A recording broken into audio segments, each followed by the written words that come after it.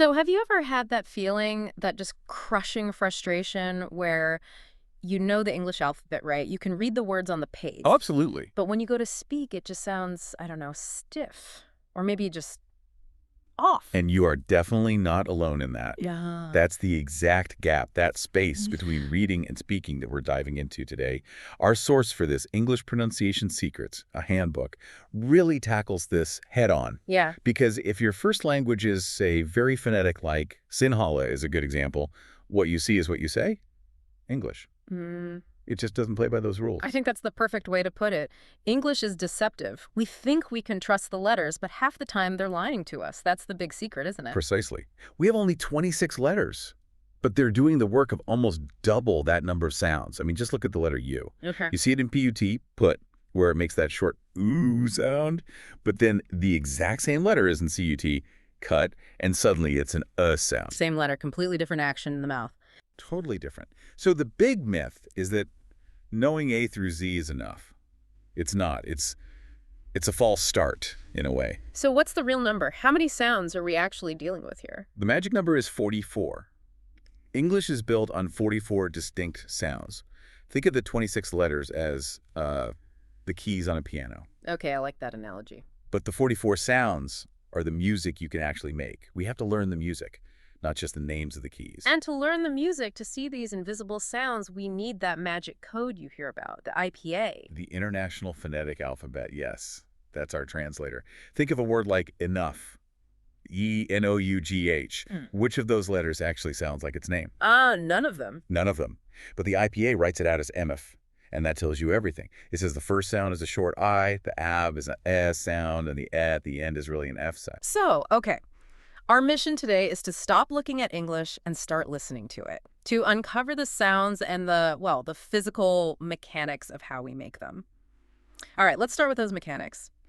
Before we get into all the tricky vowel sounds, we have to understand the instrument itself, our mouth, our throat. What are the key parts of this process of articulation? Articulation is, just the fancy word for producing sound. Yeah. And the source material really breaks it down well. Your mouth is a complex little machine. A machine, right, with different parts doing different jobs. Exactly. You have the obvious actors, the lips think M, P, B sounds, the teeth for F and V, and then the tongue, which is, it's the main actor, really. Its position determines so much. But there's a part that's not in the mouth that's maybe the most important piece of the puzzle. Yes, the vocal cords. This is the secret engine, and it's what separates sounds into two huge categories, voiced and unvoiced. And this is something you can actually feel. You can, right now. Just take 2 fingers, place them gently on your throat, now say ah, like you're at the doctor's office. Ah. Okay, yeah, there's a buzz, a vibration. A strong vibration. Yeah. That's a voiced sound.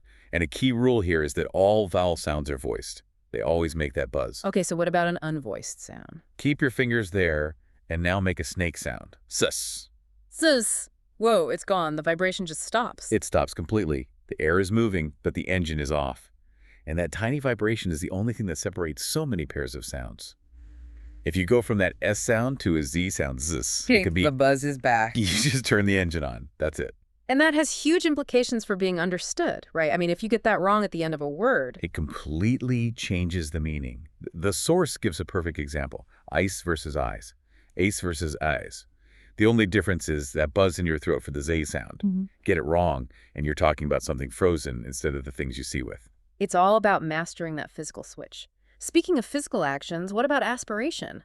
That little puff of air, this seems to be a big tell for non-native speakers. It is, because it's a rule that's not written down anywhere.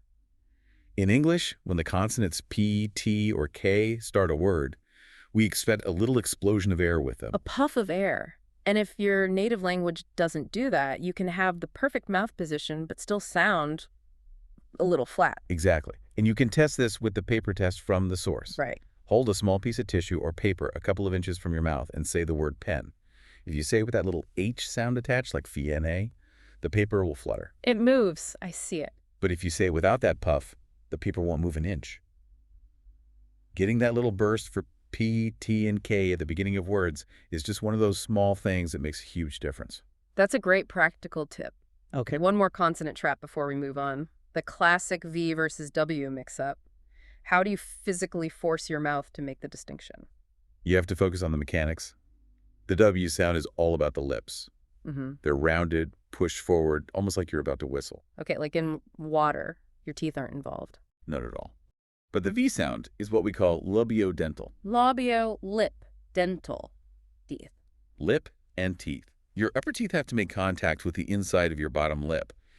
You're almost giving your lip a gentle bite, like invest. So a practice phrase like very well is like a workout for your face. It's a perfect workout. You start with that tooth-on-lip contact for very, and then you immediately have to round your lips for well. The physical separation is the whole secret. Okay, so we've trained our vocal cords, we've got our consonants sorted. Let's dig into the heart of English words. The vowels. These are the free sounds, right? The air just flows out. It flows freely. Yeah. But this is where most miscommunication happens. The source material calls them minimal pairs. Tiny changes in your mouth shape create completely different words. It's all about muscle tension. Let's take the most famous example. The difference between sitting on a ship and, well, sitting on a sheep. Exactly. The short sound in sit or ship is relaxed. Your mouth is loose, your cheeks are soft, there's no tension. Okay, relax. But for the long eyes sound in seat or sheep, you have to actively pull the corners of your mouth wide. It's like a tense, forced smile. Ah, so you can feel it in your cheeks. It's a physical action. It's pure muscle memory. If you don't create that tension, that length, you're telling someone about a boat when you mean an animal. And I'm guessing the same logic applies to other vowel pairs, like the U sound. It does. For a short sound, like in pull, your lips are just gently rounded. But for the long sound in pool or food, you have to really pucker your lips, push them forward tightly. Like you're about to blow a kiss. Exactly. Without that tight pucker, pool can easily sound like pull. So we're talking about a lot of tension and energy here, but what about the opposite? What about the sound that requires almost zero energy? The schwa. Ah, the schwa, written as the laziest and yet most important sound in English. That sounds like a contradiction. How can the laziest sound be the most important? Because it's the sound of pure economy. It's a super relaxed, short sound, and it's what we use in every single unstressed syllable. And since most syllables in English are unstressed, it's the sound we make more than any other. So sounding natural isn't about pronouncing every letter perfectly. It's the opposite. Sounding natural is about knowing when not to pronounce things clearly.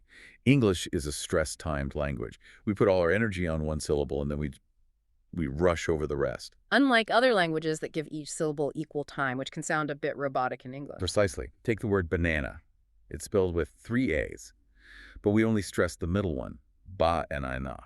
Right. The first B and the last N are not A sounds at all. They're schwas. They collapse into that weak sound. If you say banana with 3 clear A's, it sounds very unnatural. This all connects directly to word stress and that simple rule. One word, one main stress, that's it. And if you move that stress, you can change the entire meaning or function of the word. This is such a high-leverage trick to learn. Give me an example. Okay, think about a gift.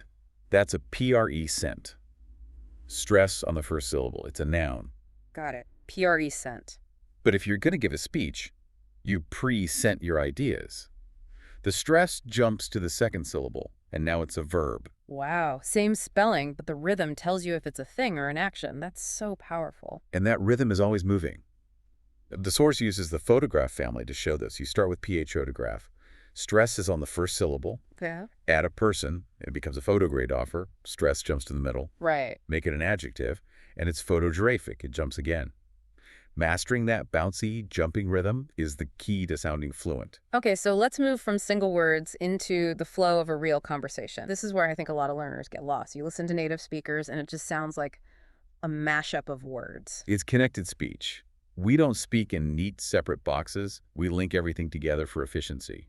And there are rules to it. What's the easiest rule to start with? The easiest is consonant-vowel linking. If a word ends with a consonant sound, and the next word starts with a vowel sound, they just stick together. So instead of saying stop it with a clear break, You'd naturally say stop it. The P sound just jumps over to the next word. Or read a book becomes read a book. it's actually harder to keep them separate once you think about it. It feels unnatural to separate them. Huh. Then you have elision, which is just a fancy term for sounds that disappear. They just vanish. They get dropped for convenience, especially T and OD sounds, when they're stuck between two other consonants. Say next day, clearly is a bit of a workout for your tongue. Yeah, it's clunky. So we just drop the T and say next day, or fish and chips becomes fish and chips. The key just goes away to make it smoother. And that explains why a transcript of spoken English can look so different from how it sounds. Then there's assimilation, the sound mashup. This is where two sounds meet and create a totally new one. The most common example is when a D or T sound meets a Y sound. Like in did you? Exactly. Did you almost always becomes did you.